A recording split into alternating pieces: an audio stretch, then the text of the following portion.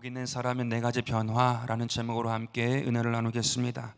야곱은 약복강에서 밤을 지새다가 하나님과 씨름을 하고 이스라엘이라는 새 이름을 얻었습니다. 이스라엘로 이름이 바뀌었지만 그의 인생이 당장 바뀐 것이 아니었습니다. 진짜 변화는 그 다음에 왔습니다. 이스라엘이 되었지만 야곱은 여전히 두려운 현실을 만나야 했고요, 피하고 싶었던 관계를 마주해야 했습니다. 근데 놀라운 것은 에서를 만나기까지의 과정에서 그의 생각, 그의 꿈, 그의 믿음, 그의 말이 완전히 바뀌게 된 것입니다. 광야에서 이스라엘 민족을 새롭게 빚으신 것처럼 하나님은 그의 인생을 새롭게 빚어낸 것입니다. 이렇게 변화된 야곱의 모습을 보면서 새 우리에게 주시는 주의 음성을 듣고자 합니다. 첫째로, 하나님은 먼저 야곱의 생각을 바꾸어 주셨습니다. 야곱의 이름이 이스라엘로 바뀌기 전 야곱의 인생은 그 이름대로 훔쳐잡고 빼앗고 속이는 인생이었습니다. 그래서 이스라엘이 되기 전 그의 생각을 들여다보면 세 가지로 요약될 수 있습니다. 먼저 창세기 27장 19절에서 야곱의 생각을 볼 수 있는데요, 야곱이 아버지에게 대답하되 나는 아버지의 맏아들 에서로 쏘이다 라고 말하고 있습니다. 너무나도 자연스럽게 아버지를 속여요. 35절에서는 에서가 이렇게 말합니다. 전에는 나의 장자의 명분을 빼앗고 누가 빼앗았습니까? 야곱이지요. 이제는 내 복을 빼앗았다라고 이야기합니다. 과거 야곱의 생각을 유추한다면 하나님이면 주시면 된다, 이게 아니라 내가 속여서라도 움켜잡아야 산다입니다. 그래서 복을 받는 것도 하나님을 기다린 것이 아니에요. 형을 속여서 빼앗아 움킨 것입니다. 두 번째, 과거의 야곱의 생각을 보니까 철저한 계산과 통제에 의해 움직이던 사람이었습니다. 창세기 30장 33절에 그 양 중에 아름진 것과 점 있는 것과 검은 것을 가려내며 또 염소 중에 이 같은 것이 내 품삯이 되리이다. 야곱 보니까 계산이 참 밝습니다. 또한 창세기 31장 20절에서 야곱은 그 거취를 아람 사람 라반에게 말하지 아니하고 가만히 떠납니다. 야곱은 라반과 그의 아들들이 자기를 바라보는 것이 이전과 다르다는 것을 느끼고는 아무 말 없이 도망칩니다. 이런 야곱의 생각은 내가 통제할 수 있으면 안전하다, 그러나 계산이 안 되고 통제가 안 되면 불안한 사람입니다. 세 번째로, 과거 야곱의 생각은 두려움으로 가득한 사람이었습니다. 창세기 32장 7절을 보니까 야곱이 심히 두렵고 답답해합니다. 11절에서는 내가 그를 두려워함은 그가 와서 나와 내 처자들을 칠까 겁이 나기 때문이라고 이야기하고 있습니다. 과거의 야곱은 어떠한 사람인 것입니까? 하나님이 나와 함께 하신다 이 사실보다 형이 나를 죽일 것이다 이 두려움에 사로잡힌 사람이었습니다. 따라서 이스라엘이 되기 전 야곱이라는 인물을 요약한다면 이렇습니다. 내가 방법을 만들어내야 살 수 있다. 내가 사람과 환경을 통제해야만 안전하다. 나에게 상처 주는 사람은 결국 또다시 나를 해칠 것이다. 결국 야곱이 가지고 있던 생각의 원동력이 무엇입니까? 두려움이지요. 그 마음이 두려움에 사로잡혀 있습니다. 버려지는 것이 두려웠고요, 가난해지는 것이 두려웠고요, 사람들이 두려웠던 것입니다. 그래서 그는 더욱 성공과 성취에 매달린 것입니다. 그런데 하나님은 이러한 야곱을 만나 주셨습니다. 그리고 야곱의 이름을 이스라엘로 바꿔주시면서 그의 생각을 하나하나 바꾸어 주십니다. 야곱의 생각은 이제 이렇게 바뀌었습니다. 나는 은혜 받은 사람이다. 나는 하나님의 은혜로 사는 사람이다. 할렐루야. 은혜 받은 야곱을 성경은 곳곳에 이렇게 기록해 놓았습니다. 30절에 보면 환도뼈가 부러진 그 땅을 분이엘이라고 부릅니다. 분이엘은 하나님의 얼굴이라는 뜻인데 하나님의 얼굴을 대면하였음에도 불구하고 자기의 생명이 보존되었다, 그 은혜에 감사하다라고 고백합니다. 은혜를 생각합니다. 에서가 이 처자식들은 누구냐고 물을 때 이렇게 대답합니다. 창세기 33장 5절에서 은혜로 주신 자식들입니다. 하나님의 은혜 때문에 이렇게 처자식을 얻게 되었습니다. 에서가 또 묻습니다. 이 때들은 무엇이냐고 묻자 이번엔 8절에 이렇게 대답합니다. 내 주께 은혜를 입으려 함이니이다. 계속해서 은혜예요. 그의 생각의 포커스가 은혜에 맞춰져 있습니다. 이스라엘로 이름이 바뀐 야곱의 생각은 아주 명확합니다. 나는 은혜를 받은 사람이다. 하나님의 은혜가 나에게 있다. 그는 더 이상 자신을 피해자나 도망자로 보지 않고 이제 나는 은혜를 받은 사람이다 라고 고백을 하고 있습니다. 여러분, 생각이 완전히 바뀐 것입니다. 하나님은 우리의 생각을 바꾸어 주시는 분인 줄로 믿습니다. 저와 여러분의 생각을 바꾸어 주십니다. 은혜가 두려움을 몰아내는 줄로 믿습니다. 하나님이 우리 가운데 은혜를 주셨고 그 은혜를 붙잡고 생각할 때 두려움이 떠나게 되는 줄로 믿습니다. 우리는 거지와 왕자라는 소설을 알지요. 그리고 영화로도 보았습니다. 그 영화를 보면서, 소설을 읽으면서 왕자의 옷을 입었지만 거지의 행동을 하는 모습을 보면 웃습니다. 생각이 변화되지 아니하면 왕자의 옷을 입었고 왕자가 먹는 좋은 음식을 먹는다 할지라도 우스울 뿐입니다. 그런데 사실 오늘날 많은 성도들의 모습이 이와 비슷한 것 같습니다. 오늘날에는 구원받았다 할지라도 야곱처럼 이름을 바꾸지는 않습니다. 그러나 분명한 건 우리의 신분이 바뀌었습니다. 주님을 알지 못하던 자가 주님을 알게 되었고요, 주님과 전혀 관계가 없던 자가 주님을 아버지라고 부르게 되었습니다. 그럼에도 불구하고 많은 성도들은 여전히 과거의 사고방식으로 살고 있습니다. 내가 방법을 만들어내야 살 수 있다. 또한 내가 환경과 사람을 통제해야만 안전하다. 나에게 상처 준 사람은 결국 또다시 나를 해칠 것이다. 이 생각에서 벗어나지 못한다고 하면 두려움에서 헤어나오지 못하는 것입니다. 그러나 야곱은 달랐지요. 그는 생각부터 바뀌었습니다. 나는 은혜를 받은 사람이다. 하나님의 은혜가 나에게 있다. 그러자 두려움이 사라진 것입니다. 오늘 우리에게도 이러한 고백이 있게 되길 간절히 바라겠습니다. 새해에 하나님의 은혜로 삽니다. 이 새해에 하나님의 은혜가 나와 함께합니다. 고백하게 되기를 바라겠습니다. 로마서 12장 2절에서 바울이 이렇게 말합니다. 너희는 이 세대를 본받지 말고, 변화되기 이전의 야곱의 모습은 이 세대의 모습과 동일합니다. 내가 움켜잡지 않으면 불안해요. 내가 움켜잡지 아니하면 두려운 것입니다. 그러나 오직 마음을 새롭게 함으로 변화를 받으라고 말씀하고 있습니다. 마음이 변화받을 때, 우리 가운데 은혜가 넘칠 때 두려움이 떠나게 되는 줄로 믿습니다. 내가 아니라 하나님이 내 생각의 중심이 될 때에 참된 평안과 축복이 이루어지게 될 줄로 믿습니다.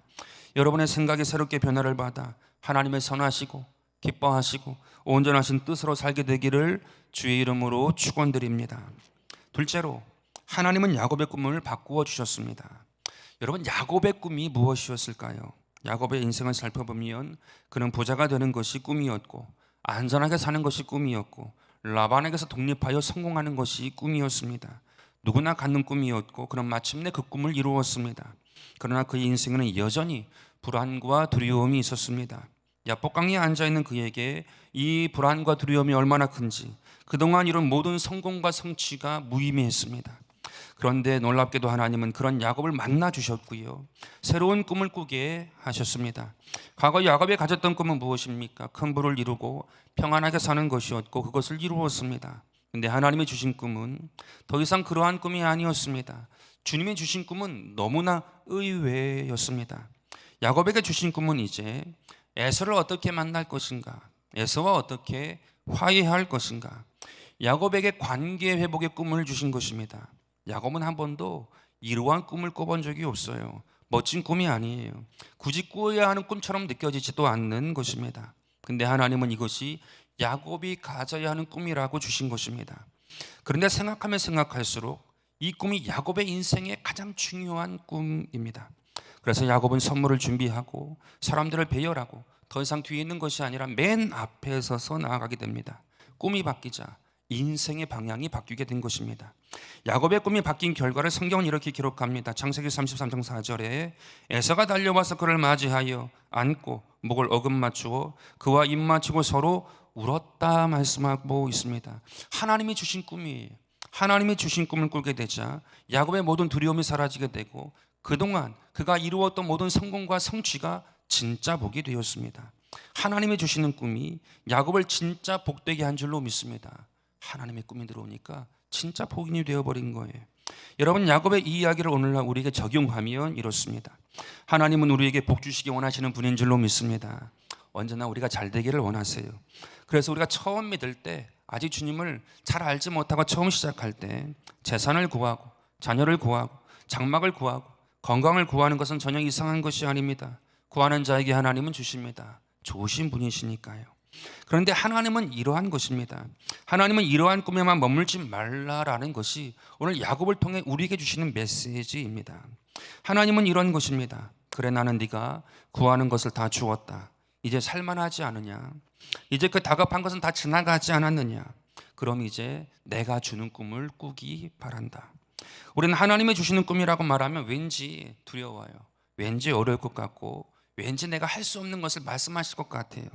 갑자기 신학교 가라고 할 것 같은 이상한 엉뚱한 두려움을 갖습니다. 그런데 그렇지 않아요. 하나님이 야곱에게 주신 꿈은 이것이었습니다. 내가 너에게 바라는 꿈은 네 형과 잘 지내는 것이다. 네 동생과 잘 지내는 것이다. 너를 낳아준 부모와 잘 지내는 것이다. 심지어 하나님께서 말씀하세요. 이제 네가 나와 잘 지내기를 바란다. 하나님이 야곱에게 요구하신 것이 무엇이냐 하면 깨진 관계의 회복이래요. 그것이 꿈이래요.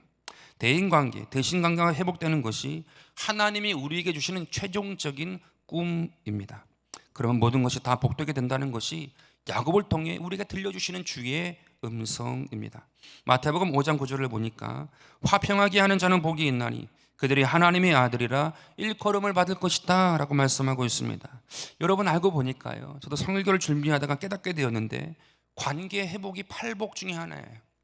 예수님이 말씀하신 8가지 복 중에 하나가 관계의 회복이었습니다. 그래서 야곱에게 하나님은 관계 회복의 꿈을 주신 것입니다. 왜입니까? 그래야 너의 인생이 아름답게 완성된다는 거예요. 너의 인생이 아름답게 채워질 수 있다라고 그 꿈을 허락하신 것입니다. 여러분 정말 그래요. 밖에서 아무리 대단한 성공을 이루고요, 아무리 큰 일을 이룬다 할지라도 집에서 매일 다툰다라고 하면 그 모든 이룬 것이 오히려 더 큰 짐이 되고 맙니다. 여러분 새해를 맞아 여러분은 어떠한 꿈을 꾸고 계십니까? 사업 확장의 꿈, 재정 축복의 꿈, 자녀 진로의 꿈, 건강의 꿈 다 주 안에서 이루게 되기를 바라겠습니다. 그러나 거기에만 머물지 마시기를 바랍니다. 하나님께 영광을 돌리시고 모든 관계가 회복되는 축복을 누리게 되기를 주 예수 이름으로 축원드립니다. 그게 최종적인 꿈이래요. 오늘 저와 여러분이 범사에 잘 되고 모든 관계에 화평케 되어지는 축복의 역사가 이루어지게 되기를 축원합니다. 셋째로 하나님은 야곱의 믿음을 바꾸어 주셨습니다. 야곱의 생각과 꿈을 바꾸어 주신 하나님은요, 야곱의 믿음 또한 새로워지기를 원하십니다. 과거 야곱이 가지고 있던 믿음이 무엇입니까? 속여서라도 얻어내기만 하면 된다. 즉 자기 자신의 계산과 계획만을 믿고 산 것입니다. 그게 그의 믿음이에요.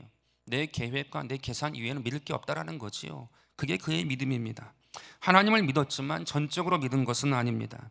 야곱의 이러한 모습이 창세기 32장 25절에 이렇게 표현됩니다. 자기가 천사가 야곱을 이기지 못합니다. 천사조차도 야곱을 이기지 못해요. 인간적인 신념, 인간적인 믿음을 이기지 못합니다. 사람이 무엇인가를 움켜쥐고 놓지 않게 되면 하나님과의 씨름은 끝나지 않습니다. 그런데 질문이 하나 생깁니다. 천사는 왜 야곱과 씨름을 한 것일까요? 왜 갑자기 나타나 야곱과 씨름을 한 것일까요? 성경의 문맥을 보면 천사는 씨름하려고 온 것이 아니에요. 분명히 야복강을 건널 수 있도록 야곱을 돕기 위해 하나님이 보내신 천사입니다. 왜냐하면 야복강에서 천사와 씨름하기 전날에 야곱이 하나님께 드린 기도가 있어요. 창세기 32장 11절을 보니까 내가 주께 간구하오니 내 형의 손에서 에서의 손에서 나를 건져내시옵소서.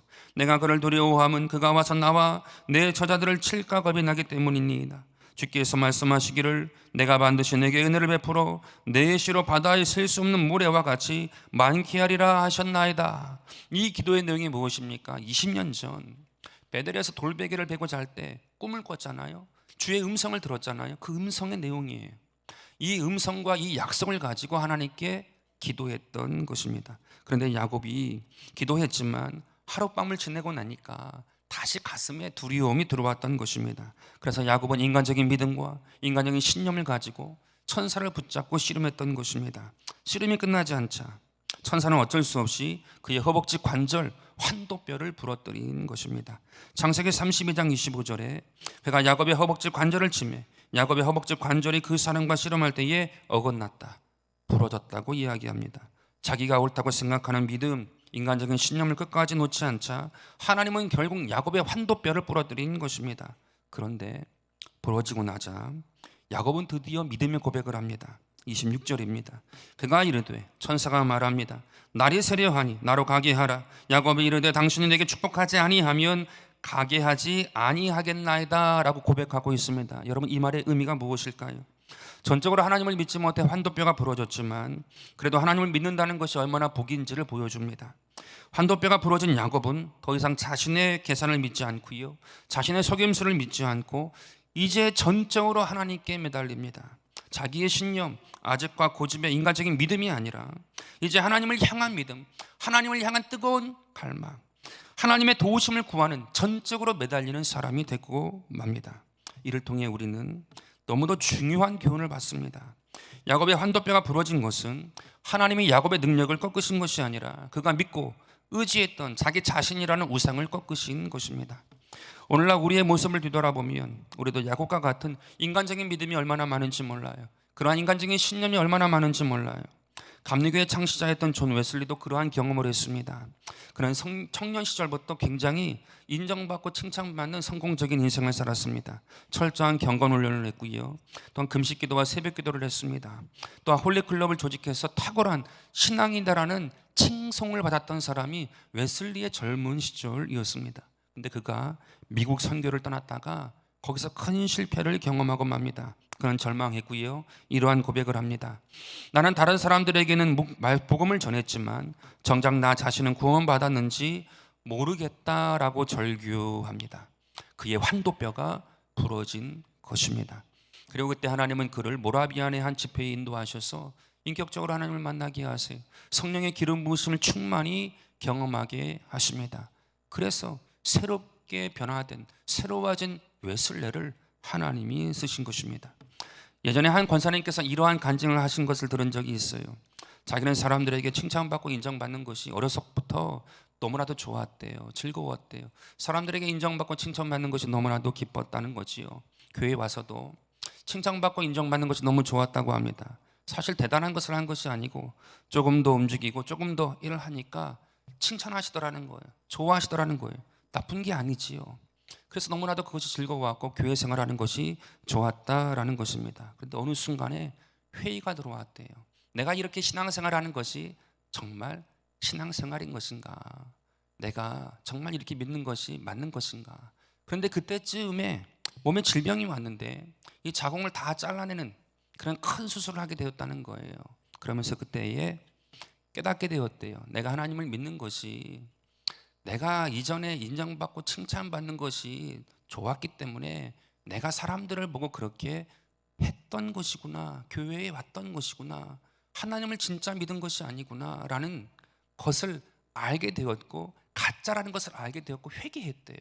그리고는 이제 지금은 자기가 너무나도 기쁘고 하나님을 진짜 사랑하고 교회에 오는 것이 너무나도 감사하고 하나님의 사람들과 함께 있는 것이 너무나도 즐거워서 즐거운 마음으로 하나님을 섬기고 또한 교회를 섬기게 되었다라고 이야기하시면서 아마도 제가 그렇게 된 것을 목사님이 좋게 보신 것 같습니다 라고 이야기한 것을 들은 적이 있습니다. 여러분, 우리가 오늘 자신의 믿음 상태를 진단해 보기 원합니다. 혹시 자신의 신념을 믿음으로 착각하고 움켜잡고 있지는 않으신지요? 혹시 이전의 성공 방식을 믿음으로 착각하고 살고 있는 것은 아닌지요? 돌아보고 고쳐지기 원합니다. 히브리서 11장 21절인데요. 믿음으로 야곱은 죽을 때에 요셉의 각 아들에게 축복하고 그 지팡이를 머리에 의지하여 경배했다라고 이야기하고 있습니다. 여러분, 지팡이가 의미하는 것이 무엇이지요? 야곱이 절개된 거지요. 절뚝거리게 된 상징입니다. 그런데 그 지팡이 머리를 의지하여 하나님께 경배했다고 이야기합니다. 야곱은 부러진 환도뼈 때문에 절망한 것이 아니라 오히려 하나님을 더 의지한 것이, 그의 환도뼈가 부러졌지만 그것 때문에 더 하나님을 의지하고 매달리고 하나님께 기도하는 인생이 되었다고 이야기하고 있는 것입니다. 절뚝거리는 인생이 오히려 가장 강한 인생이 된 줄로 믿습니다. 하나님께 의지하니까 하나님이 힘이 되신 것입니다. 여러분 중에 혹시 야곱처럼 부러진 인생이 계신지요? 내 인생이 꺾였다고 생각하시는 분이 계신지요? 오히려 그로 인해 주님을 더욱더 의지하고 전적으로 주님 바라보게 되면 하나님이 여러분의 능력의 지팡이가 되어주실 줄로 믿습니다. 하나님이 여러분을 붙잡아 주시고 여러분과 함께 하시고 여러분을 일으켜 세워주시고 여러분의 걸음을 인도하여 주실 줄로 믿습니다. 저와 여러분 모두 하나님을 전적으로 믿고 의지함으로 축복의 문이 이 새해 열리게 되기를 주의 이름으로 축원드립니다. 마지막 넷째로 하나님께서 야곱에게 바꾸신 것은 그의 말이었습니다. 생각과 꿈과 믿음이 바뀐 야곱은 마지막으로 입술의 말이 바뀌게 됩니다. 형을 만났을 때에 야곱이 이렇게 말합니다. 5절인데요. 하나님의 주의 종에게 은혜로 주신 자식들입니다. 나는 종일 뿐이다. 굉장히 겸손하지요. 8절인데요. 내 주께 에서를 내 주라고 부릅니다. 그놈 원수라고 부르지 않고 내 주라고 불러요. 은혜를 입으려 함이니이다. 에서에게 공손한 마음 또한 감사의 마음을 표하지요. 또한 10절인데요. 내가 형님의 얼굴을 배운즉 하나님의 얼굴을 본 것 같습니다. 철저히 하나님 중심이 되어진 말을 해요. 하나님이 포커스 되어진 말을 하게 됩니다. 야곱의 말은 원래 자기 중심적이고요, 방어적이었고요, 계산적이었습니다. 그런데 이제 야곱의 말은 겸손의 말, 감사의 말, 하나님이 중심이 된 말을 하고 있습니다. 이렇게 변화된 야곱을 에서가 보고는 그 마음의 원한과 분노가 사라지게 됩니다. 생각, 꿈, 믿음, 말까지 들어보니 에서의 마음이 녹을 수밖에 없던 것입니다. 창세기 33장 4절에 에서가 달려와서 그를 맞이하여 안고 목을 어금맞추어 그와 입맞추고 서로 울게 됩니다. 야곱이 온다는 소식을 듣고는 너무나도 분이 나서 400명의 군사를 이끌고 왔잖아요. 그런데 야곱의 생각과 꿈과 믿음과 말을 듣고 변화된 것을 보고 에서는 모든 무장을 내려놓고 풀고 야곱을 껴안고 운 것입니다. 여러분, 근데 이 중에서도 가장 중요한 것은요, 변화된 야곱의 말이었습니다. 잠언 18장 21절에 보니까 죽고 사는 것이 혀의 힘에 달렸다고 말하고 있습니다. 잠언 6장 2절에서 네 배 말로 내가 얽혔으면 네 배 말로 내가 잡히게 되었다고 말씀하고 있습니다. 성경은 말이 중요하대요. 성경은 말이 굉장히 중요하다고 이야기합니다. 그런데 성경만이 아니라 오늘날 뇌과학에서도 말의 중요성을 강조합니다. 뇌과학이 말하는 말의 중요성이 많은데 세 가지 정도로 요약할 수 있습니다. 첫째로, 뇌의 연구 결과, 우리의 말은 생각의 결과가 아니라 생각을 다시 만든다고 합니다. 우리는 보통 어떻게 생각하지요? 생각하고 말하고 행동한다고 생각하는데 그게 아니래요. 뇌를 연구해 보니까 말이 생각을 강조하게 되고 행동을 고정하게 된대요. 말이 우리의 생각을 확장시킨대요. 강조시킨대요. 그리고 우리의 행동을 고정시킨다라고 이야기합니다. 그래서 부정적인 말은 절대 하면 안 됩니다. 부정적인 말이 그 사람의 생각이 되고 태도, 행동이 되고 마는 것입니다. 둘째로, 말이 감정을 직접 조절한다고 해요. 우리는 감정을 말로 표현한다고 생각하는데 그게 아니고 말이 감정을 컨트롤한다고 이야기합니다. 뇌에는 공포와 불안을 일으키는 편도체가 있고요, 판단과 절제와 믿음의 결단을 일으키는 전전두엽이 있다고 합니다. 근데 입으로 말을 하면 말만 해도 전전두엽이 활성화가 된대요. 그 편도체가 불안과 공포를 일으키는데 이게 수축이 된대요. 감소가 된다고 이야기합니다. 그래서 우리가 놀랄 때 비명을 지르잖아요. 깜짝 놀랄 때 깍 하고 소리를 지르잖아요. 놀라가지고 그것도 효과가 있다는 거예요. 소리를 내면 전전두엽이 활성화가 되고 불안을 일으키는 편도체가 약화된대요. 그래서 불안이 줄어든다고 이야기하는 것입니다. 따라서 우리가 비명 대신에 큰 소리로 기도하고 찬양한다고 하면 얼마나 좋겠습니까? 다시 말해, 말은 감정을 표현하는 게 아니라 오히려 감정을 다스리는 도구래요. 말이 너의 감정을 다스린다. 말을 많이 한다는 것은 내가 두려움이 있다는 거예요. 내 말을, 그 감정을 컨트롤하는 도구이니 그 말을 잘 쓰라고 이야기합니다. 세 번째로, 말은 스트레스 호르몬에 직접적인 영향을 끼친다고 합니다. 그래서 긍정적인 말은 회복 탄력성을 증가시키고요, 부정적인 말은 면역력 저하와 집중력을 감소시킨다고 합니다. 연구 결과예요.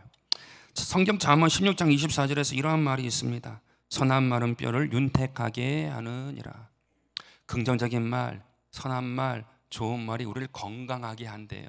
뼈를 윤택하게 한대요. 수천 년 전의 성경의 말씀이었지만 오늘날 과학이 이것을 증명하고 있습니다. 여러분, 이처럼 우리 언어는 하나님이 우리에게 주신 최고의 선물이요 축복인 줄로 믿습니다. 그래서 사탄은 처음부터 우리의 입술을 부정되게 하고자 했습니다.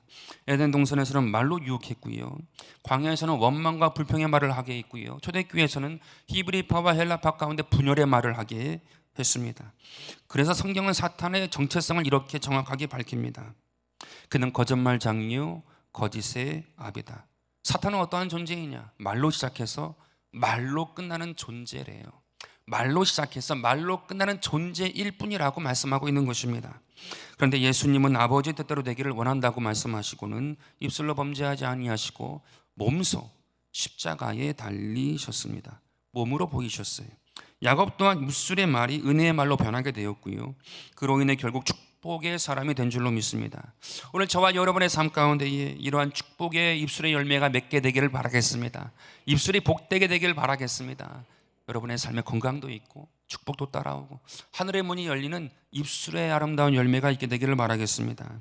우리 모두 이러한 야곱의 모습을 본받아서 이 새해 복 있는 사람의 생각, 꿈, 믿음, 말의 축복을 받아 하나님께 영광을 돌리고 우리의 삶 가운데 큰 은혜와 축복을 경험하게 되는 축복이 있게 되기를 바라겠습니다. 하나님의 주시는 복은 근심을 겸하지 아니한다고 말씀하셨습니다. 하나님의 주시는 그 복을 반드시 마지막까지 누리게 되기를 주의 이름으로 축원드립니다. 하나님께 주신 것이 있으시죠? 감사하시고요. 또 아직 얻은 것이 없다라고 하면 구하시고요. 또 하나님께서 허락하셨을 때 멈추지 마시고요. 하나님께 더욱더 복된 꿈을 꿀 수 있도록 하나님께 기도하게 되기를 바라겠습니다. 그래서 온전한 복, 완전한 복, 진정한 복을 누리고 하나님께 영광 돌리는 저와 여러분 되기를 주 예수 이름으로 축원드립니다.